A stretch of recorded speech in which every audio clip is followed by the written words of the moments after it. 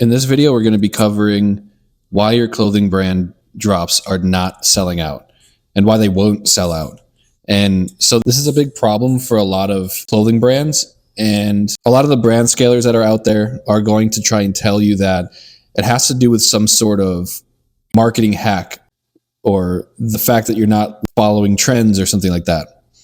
When it really comes down to it, you have to remember that the clothing space as a whole is very saturated. Anyone who's going to tell you that clothing is not saturated is lying to you. And the way that people are doing it is saturated. And so we're going to go over in this video how to get over the saturation, how to make it so that you're basically playing in your own lane and really not competing against other clothing companies. And so that when you do new drops and when you release new clothing, your customers are very tuned in. So we're going to be contrasting, let me zoom this in real quick. We're going to be comparing and contrasting the difference between people who think their clothing brand is the next movement and people who are actually building, the next movement. And so it's kind of funny because I threw in this really old meme, the SpongeBob meme that everyone probably knows about, but like looks at it as like a boomer meme now because it doesn't matter anymore. Like it's so old. But that's kind of the point that I was trying to get at, is that like people who think that intrinsically because their clothing exists, that they're going to create the next movement, they're working on an old platform. This is something from this would work in 2019. This stuff, look at this. The soulless white background, lay flats with your feet poking out, studio shots with just like a bunch of people in it for some reason to try and make it look like your brand is worn. Like those things are outdated and they don't serve a purpose. Like you have to remember that when you're building a brand, you're trying to give people purpose. And so what we're trying to do here is actually give people a reason to go after an outcome. We want to create some sort of thing that they can achieve. And so when you're doing something like this, right, it's kind of like an already achieved purpose. So the purpose that they would get out of participating in your clothing brand is already pre-achieved. There's nothing like here that is something to achieve. You're just buying clothing and putting it on, and all of the information that this is giving you is that this is just the clothing. Here you go. There's no story. There's nothing to do. The customer doesn't have to do anything. And more importantly, the clothing isn't doing anything with the customer. And so literally no one's going to rock with this anymore. This is literally like something from 2019 because this didn't exist before, when people would post something like a piece of clothing on the ground with your shoes poking out at the bottom right here. That was just like a cool piece of content because it didn't exist. But now it's just the low energy, super easy shit to do. So it doesn't matter. Another thing that this is doing is it's not really against anybody. It doesn't have an enemy, like a common enemy, a planned enemy. And so what I mean by that is you don't have to go, making enemies with anybody, but it doesn't have anyone to contrast against or anything to contrast against. If you look at the brands that do the best, they are usually against something or against sometimes someone. And it's really just because people are trying to achieve some sort of purpose. They want to feel like there's an antagonist for them to go against because it makes that purpose a little bit more digestible, whether that antagonist is a person or a thing or another movement, something like that. And so that sounds a little bit weird, but that's essentially what it is. It's not against anything. You're not contrasting the person that is buying your clothing against any other thing or person. And so your brand is kind of existing in a void. There's no purpose behind it. There's no movement behind it. Another thing is that you don't have an actual indoctrination funnel. And so for someone to think about your brand like a movement, right? You need to have an actual plan to get someone to understand your brand in the way that it needs to be understood for it to become a movement.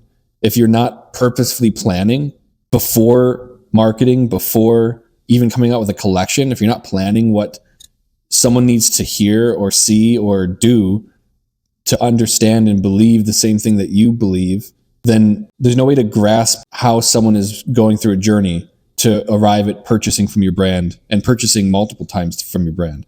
So if you don't have an indoctrination like funnel, if you don't have a planned way of inserting the different beliefs or different concepts into your prospect's mind, you're not going to have a way of actually building a movement. And so that's also very important. No one talks about this stuff at all. They are literally just like run Facebook ads. So that's very important. And now the last thing is that you don't have the individuals that would be consuming the product in their natural environment. So you have the individuals in an unnatural environment. For this type of image, for example, what the hell is even going on in this image? You can argue it's because you're trying to show off the shirt, but that's maybe all that image is good for. It has no reason for existing other than showing the different colorways of pretty much the exact same shirt. And so that's not the actual environment that someone would exist in for your niche. There's no niche. That's one thing with this too, is there is no customer avatar being expressed here at all. If you look at the ones that I'm about to go over, you can kind of get an idea of exactly who these people would be. But if you can't even tell based on the content, like who this is supposed to be speaking to, then that's just on you. You have to make sure that you focus on these 4 things. And so when you're actually building a movement, know that you have these 4 things. You have an actual unfinished purpose and maybe even an ever-growing purpose. And so in your storytelling, because storytelling is a very important thing in this, and you're going to see once we get into the actual like action steps after this section, is that if you can find an ongoing problem that your brand is making people aware of, then you can consistently talk about that problem. For example, there are brands out there that will, for example, give to childhood cancer research or something like that. Now, of course, that's not a problem that a clothing brand is necessarily going to solve on its own. And that's okay. The main thing that you're trying to do as a brand owner, really, because you're trying to create art, and art really is to create awareness. And if you're creating awareness about a problem, then that's a very positive thing. So in order to get people to latch onto your brand and look to your brand as a valuable place to spend their time, either consuming content or a valuable place to spend their money, you have to give them that purpose. And it's very useful if it's an ever-growing purpose, something that might not necessarily be solved specifically by your brand, but at least the creation of awareness around that thing is going to help with that purpose. And of course, your purpose should be something that actually really matters to you. It shouldn't just be something because you think people are going to like your brand because of it, right? So this is also where you have to be very genuine. Now, this also has a planned enemy. It's actually really interesting. You look at a lot of there's this like niche of people in the health space who only eat meat, for example, right? And it's like the carnivore diet. And all they do is they focus on knocking down other people that eat other stuff, I don't know, normal food. And it's really interesting because that entire premise of that type of brand or that type of business, whenever someone's selling products in that niche, is just enemy, enemy, enemy, planned enemy. The people who are telling you how to eat traditionally have no clue what they're talking about. I know what I'm talking about, so listen to me, that type of thing. Now, that's a very extreme case, and I think in a lot of ways, very hurtful case, because obviously you're talking about someone's health. But when it comes to clothing brands, right, you want to create some sort of antagonist. That's the whole point. Now, past that, you want to make sure that you have your indoctrination system. We talked about that before. And another really important thing is that you want to make sure that your individuals that are in the images are actually in environments and doing things that they actually do. So for example, like this runner here is running, right? Their whole thing is based around running. So you're going to show people running, and you're going to show people maybe having in the story, you're having them overcome something, right? In this case, right, let me just do a quick profile on maybe what this brand would do for these things. Your unfinished purpose is obviously always evolving yourself, right? So like for this, it would be evolving, getting better, beating your PRs, doing all of that stuff, right? Getting better at running, getting better at the purpose. Your planned enemy would be, maybe if it's a shoe company, I can't remember what it was, if it was a shoe company or what. Maybe it's that other shoe brands aren't ergonomically designed for this specific type of running that you're marketing towards. And if you use those shoes, you might get injuries or what have you. These things are supposed to help with injury or whatever, right? Planned enemy would be, instead of like big pharma, it'd be big shoe. I don't know, something like that, right? It's kind of a joke, but you get what I'm saying.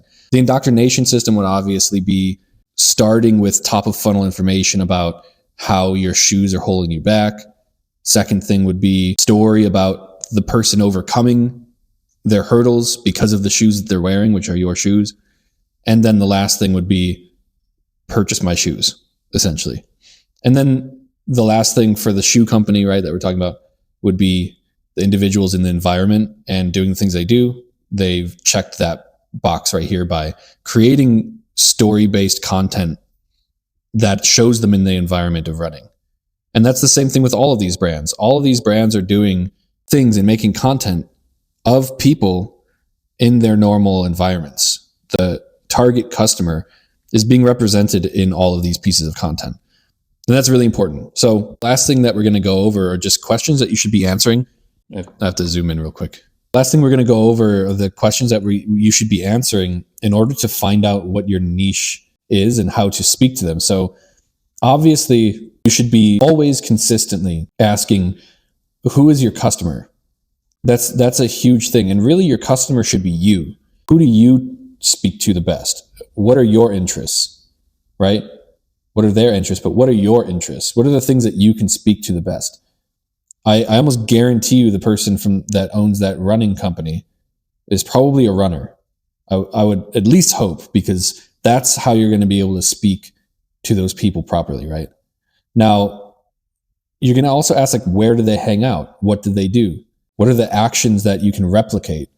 You want to be able to tell micro stories about all of those individual things that those people can do or that they do on a regular basis. And that's one of the reasons why it should be something that you're also interested in, because you'll know what micro stories you can tell. And so that right there is pretty much what you should be focusing on if your brand isn't selling out on its drops. If it's not intrinsically selling normally without having to push a bunch of random marketing towards it or put a bunch of ad dollars behind it, if it's not selling, do these things. Go back to the drawing board. Figure out what your mood board is. Figure out who your avatar is. Don't do this stuff anymore. And all in all, just make sure that you're focusing on what is the purpose that you can create for them. What is the thing, the movement behind your brand that you can create for them? It's a very, very important subject for a lot of brands. A lot of brands miss out on it. And realistically, it's the reason why most brands don't actually sell out. Most brands can't sell their product. It's because there's nothing for the customers to achieve by purchasing their product. They're not elevating them closer to their purpose.